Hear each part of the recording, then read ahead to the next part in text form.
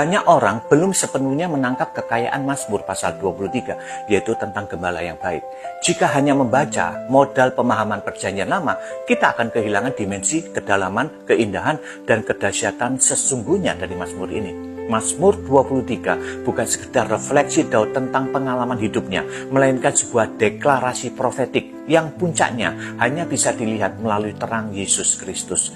Daud memang mengenal Tuhan sebagai gembala yang setia, namun ia belum sampai pada pemahaman puncak bahwa sang gembala itu bukan hanya melindungi dari bahaya, melainkan rela mati menggantikan domba-dombanya.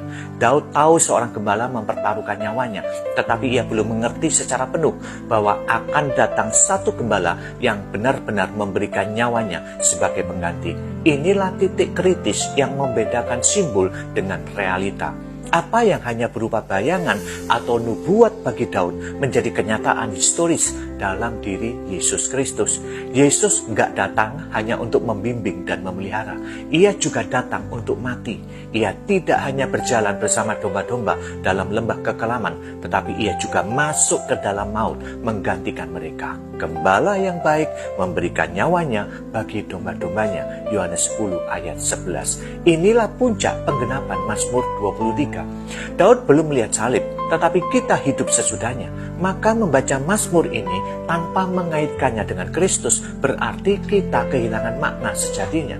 Yesus menghidupkan setiap metafora dalam Mazmur pasal 23 menjadi kenyataan. Ia bukan sekedar menunjuk kepada padang rumput, tetapi ia juga menjadi roti hidup yang mengenyangkan. Ia tidak hanya membawa kita ke air yang tenang, tetapi ia juga adalah air hidup yang memberi hidup yang kekal. Ia bukan hanya menunjukkan jalan benar, ia juga adalah jalan itu sendiri yang membawa kita kepada Bapa. Ia bukan hanya menyiapkan jamuan, ia sendiri adalah hidangan kudus yang disediakan di meja perjamuan kudus. Mazmur 23 melalui Kristus bukan hanya sekedar puisi inspiratif. Ini adalah doktrin ilahi yang kaya. Ini bukan sekedar renungan. Ini adalah pewahyuan yang mind-blowing.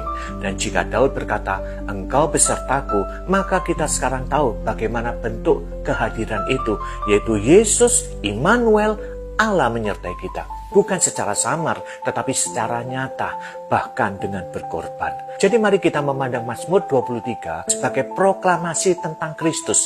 Dan hanya jika kita membacanya melalui lensa salib, kita akan melihat kemuliaannya yang sejati. Sebab gembala itu bukan hanya mitra perjalanan, tetapi ia adalah juru selamat kekal kita. Amin.